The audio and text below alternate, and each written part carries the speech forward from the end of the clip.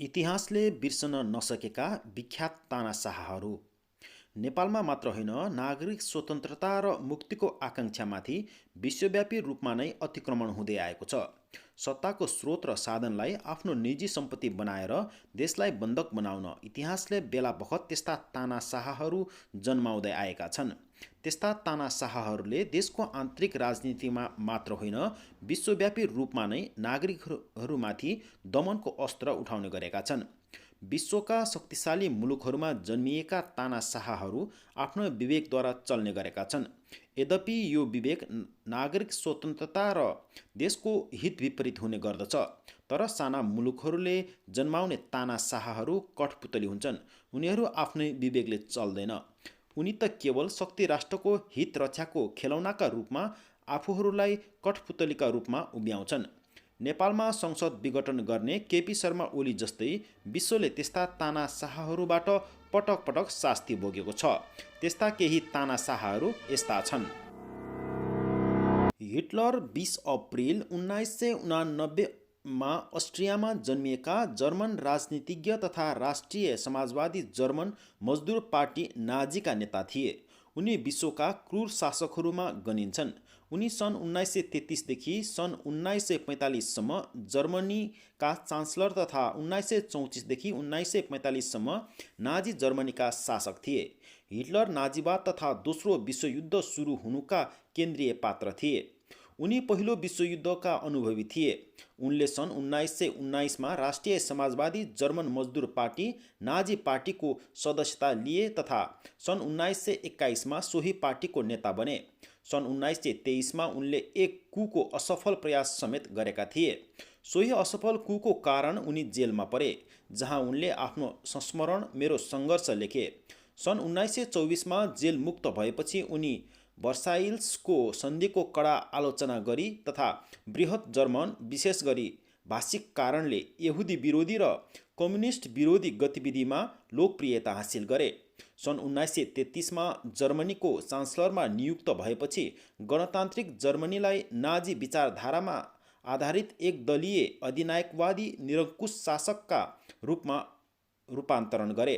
उनको उद्देश्य युरोपमा एक तन्त्रीय नाजी व्यवस्थाको स्थापना गर्नु थियो। दोस्रो विश्वयुद्धका नाममा विश्वभरि नरसंहार मचाउनमा हिटलरको मुख्य भूमिका थियो। सन् 1939 देखि 1945 सम्म चलेको विश्वयुद्धमा उनले आफ्नो साम्राज्य विस्तार गर्न खोजे, तर सफल हुन सकेनन्। दोस्रो विश्वयुद्धमा पराजयपछि हिटलरले आत्महत्या गरेका थिए। सबैभन्दा धेरै भ्रष्टाचार गरेको पुष्टि भएका नेता हुन् मोहम्मद सुहार्तो। सुहार्तोले 10औं लाख कम्युनिस्टहरूको नरसंहार गरेका थिए। 31 वर्ष इन्डोनेसियाको राष्ट्रपतिको पदमा उनी माथि 15 अरबदेखि 35 अरब अमेरिकी डलर बराबरको भ्रष्टाचार गरेको पुष्टि भएको थियो। मुलुकको दोस्रो राष्ट्रपति समेत रहेका उनले पदमा रहँदा चरम आर्थिक अनियमितता गरेको पाइएको थियो। उनको कार्यकालमा मुलुकको आर्थिक क्षेत्रमा महत्त्वपूर्ण सुधार आएको देखिएको थियो, तर उनले पदमा रहँदा देशभक्तिको भाव देखाउँदै 15 अरबदेखि 35 अरबको सम्पत्ति आर्जन गरेको पाइएको थियो। उनले आफ्ना छोराहरू, परिवारका अन्य सदस्यहरू तथा नजिकका साथीहरूको कम्पनीलाई अत्यधिक आपूर्ति र कर छल्नका लागि सहयोग गरेको पाइएको थियो। सन् 1998 मा एसियामा देखिएको आर्थिक सङ्कटको क्रममा इन्डोनेसियाको अर्थतन्त्र कमजोर बन्न पुगेको थियो। 2 वर्षपछि सुहार्टोलाई 15 करोड डलरको जरिवाना लगाइएको थियो र उनलाई घरमै नजरबन्दमा राखिएको थियो। सन् 2007 को जुलाई महिनामा उनीमाथि 1 अरब 50 करोड डलरको मुद्दा दायर भएको थियो। त्यसको केही महिनामा उनको निधन भएपछि यो मुद्दामा सुनवाई भने हुन सकेन। सन् 2010 मा इन्डोनेसियाको सरकारले सुहार्तोको परिवारलाई अन्य मुद्दाहरू समेत गरी 30 करोड 74 लाख डलर असुल उपर गरेको थियो। साथै उनका छोरालाई 15 वर्षको सजाय सुनाएको थियो, जसमा 5 वर्षपछि उनी जेल मुक्त भएका थिए। सन् 1982 जुलाई 29 मा इटालीमा जन्मिएका मुसोलिनी विश्वका विख्यात तानाशाह मानिन्छन्। उनले इटालीको एक फासिस्ट राजनीतिक दलको नेतृत्व गरेका थिए। उनी हिटलरका निकट शासक थिए। दोस्रो विश्वयुद्धको नरसंहारका लागि उनी पनि जिम्मेवार मानिन्छन्। मुसोलिनी सन् 1922 देखि 1945 अप्रिलसम्म इटलीको शासक रहे। उनी इटालीका राष्ट्रवादी फासिस्ट पार्टीका प्रमुख थिए। कुनै समय मुसोलिनीबाटै प्रेरित भएर हिटलरले नाजी पार्टी र राष्ट्रवादलाई प्रमुख एजेन्डा बनाएका थिए। तर दोस्रो विश्वयुद्धको समयसम्म हिटलर निकै शक्तिशाली थिए र मुसोलिनी उनकै सहयोगमा आफ्नो सत्ता हाँकिरहेका थिए। विश्वयुद्धमा धुरी राष्ट्रका प्रमुख देशमध्ये जर्मनी, जापान र इटली थिए। मित्र राष्ट्रको फौज इटालियन पेनिन्सुलातर्फ अघि बढेपछि धुरी राष्ट्रको हार निश्चित जस्तै थियो। 61 वर्षीय मुसोलिनीले उपाय सोच्न थाले। उनी ब्रिटिस वा अमेरिकीहरूको हातमा पर्न चाहँदैन थिए। उनलाई थाहा थियो कम्युनिस्ट पार्टीका कार्यकर्ता उनको फासिस्ट पार्टी विरुद्ध लडिरहेका थिए र उनीहरूको हातमा पर्दा पनि युद्ध अपराधी करार हुने निश्चित थियो। त्यसैले उनी तेस्रो देशमा भाग्न चाहन्थे। उनीहरू स्विस बोर्डरसम्म पुगेका थिए, तर त्यहाँ पनि विद्रोहीहरू थिए। उनले मार्क्सले आफूलाई छोपेका थिए। केही जर्मन सैनिकहरूसँगै अस्ट्रिया छिर्ने आशा थियो, तर उनको जुक्ति असफल भयो।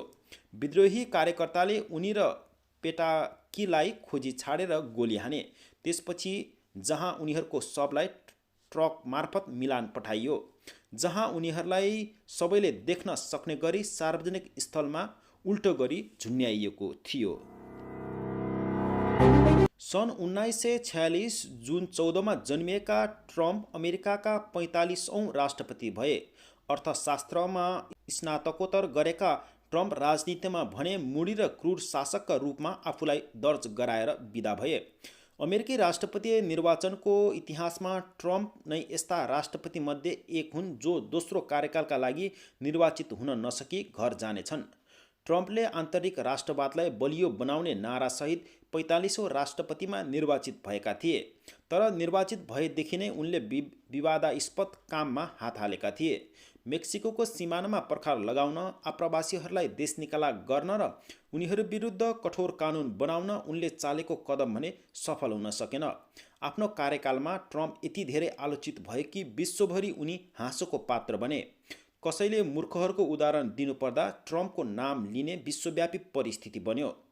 कोभिड-19 को महामारीलाई पनि उनले बेवास्ता गरे। सुरुमा चिनिया भाइरसको नाम दिएर कोभिडलाई हाँसोमा उडाएका उनकै कारण अमेरिका कोभिड-19बाट सबैभन्दा बढी आक्रान्त भयो। अन्तिममा राष्ट्रपति निर्वाचनमा समेत उनले आफ्नो निरङ्कुश चरित्र देखाए। निर्वाचनमा पराजित हुँदा समेत व्हाइट हाउस छोड्दिन भन्ने उनको जिद्दीले लोकतन्त्रको सर्वमान्य चरित्रमाथि नै प्रश्न उठ्यो। आज उनी 21औं शताब्दीका तानाशाहका रूपमा स्थापित भएका छन्। जङ्गबहादुर राणाको जन्म विक्रम सम्वत 1874 असार 4मा भएको थियो। उनी नेपालका 8औं प्रधानमन्त्री हुन्। विक्रम सम्वत 1903 सालमा भएको कोत पर्व र भण्डारखाल पर्व पछि जङ्गबहादुर नेपालको राजनीति र शासन व्यवस्थामा एक्कासी शक्तिशाली हुन सफल भएका थिए। नेपालको शासन व्यवस्थामा राजा राजेन्द्र शक्तिशाली भएर पदासीन रहेको समयमा जङ्गबहादुरले राजदरबारभित्र आन्तरिक विद्रोह गरी युवराज सुरेन्द्रलाई गद्दी आरोहण गराई दामोदर पाण्डे, भीमसेन थापा, रणजङ पाण्डे र माथवर सिंह थापाको नीति सकारेर आफूलाई अत्यधिक शक्तिशाली बनाएका थिए। विक्रम सम्वत 1913 श्रावण 18मा जङ्गबहादुरले मुख्तियारी पदबाट राजीनामा दिएर श्रावण 24 गते राजा सुरेन्द्रबाट कास्की र लमजुङको श्री 3 महाराज पद प्राप्त गरेका थिए। महाराज पद प्राप्त गरिसकेपछि नै उनलाई श्री 3 जङ्गबहादुर कुँवर राणाजी भन्न थालिएको थियो। श्री 3 महाराजको लागि श्रीपेज बनाउन लगाई जनताको छोराद्वारा श्रीपेज लगाउने जङ्गबहादुर पहिलो व्यक्ति थिए। नेपालमा राणा शासनको जग बसालेर 104 वर्षसम्म पारिवारिक शासन शैलीको आरम्भ गर्ने व्यक्ति यिनै हुन्। बेलायती शासकहरूका प्रिय रहेका जङ्गबहादुरले आफ्नो शासनकालको समयमा दरबारिया कट्टर विरोधीहरूलाई तह लगाएर एकतन्त्री शासन चलाएका थिए। बेलायत र फ्रान्सको भ्रमणबाट फर्केपछि उनले नेपाली कला, संस्कृति, जीवनशैली र कानुनमा समेत पश्चिमी प्रभावको छाप छाडेका थिए। उनी नेपालका विख्यात तानाशाह मानिन्छन्। फिलिपिन्सको 10औं राष्ट्रपति फर्डिनान्डो मार्कोसले मुलुकमा 21 वर्ष शासन गरेका थिए। उनले पनि फिलिपिन्समा लाखौँ कम्युनिस्टहरूको नरसंहार गरेका थिए। आफ्नो पदमा रहँदा 5 अरबदेखि 10 अरबको आर्थिक अनियमितता गरेको पाइएको थियो। उनले कार्यकालमा फिलिपिन्सको अर्थतन्त्र निकै कमजोर बन्न पुगेको थियो। विश्व बैंकका अनुसार उनले मुलुकका विभिन्न 6 सञ्जालको प्रयोग गरी नाजायज आर्थिक लाभ लिने गरेको पाइएको थियो। उनले निजी कम्पनीहरू हत्याउने, प्रमुख आर्थिक क्षेत्रमा मनोमानी गर्ने नीति ल्याउने, सरकारी ऋण आफ्नो नजिकको निजी कम्पनीहरूलाई प्रदान गर्ने लगायतका कामहरू गरी अकुत सम्पत्ति आर्जन गरेको बताइएको छ। पदबाट मुक्त भएपछि मार्कोस भागेर अमेरिका पुगेका थिए। उनको अमेरिकामै निधन भएको थियो। पछि विभिन्न सरकारहरूको सहयोगमा फिलिपिन्सले 4 अरब 20 करोड डलर भने उनीबाट असुल गरेको थियो। उनी पनि विश्वका तानाशाही शासक मानिन्छन्।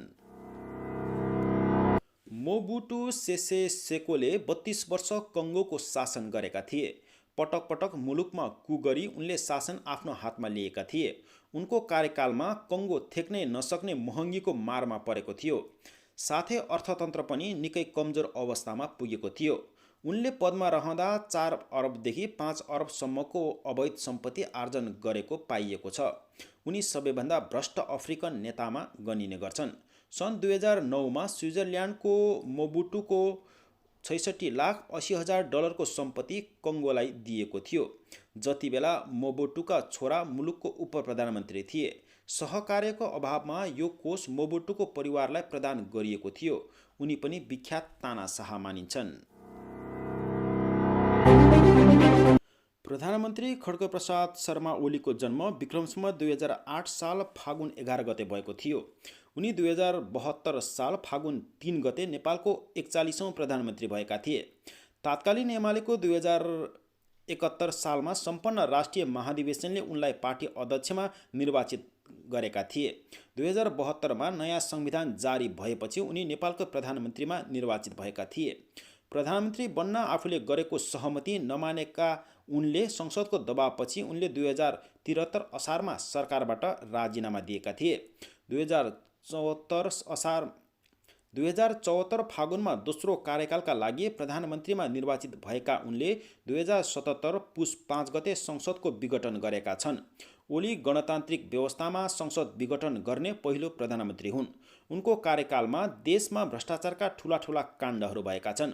व्हाइट बडी खरिदमा भ्रष्टाचार, मेडिकल उपकरण खरिदमा भ्रष्टाचार, सेक्युरिटी मेसिन खरिदमा भ्रष्टाचार, यति होल्डिङमा भ्रष्टाचार जस्ता करिब 2 दर्जनभन्दा बढी भ्रष्टाचार काण्डमा मुछिएको ओली सरकार नेपाली इतिहासकै भ्रष्ट सरकारको सूचीमा समेत दर्ज भएको छ।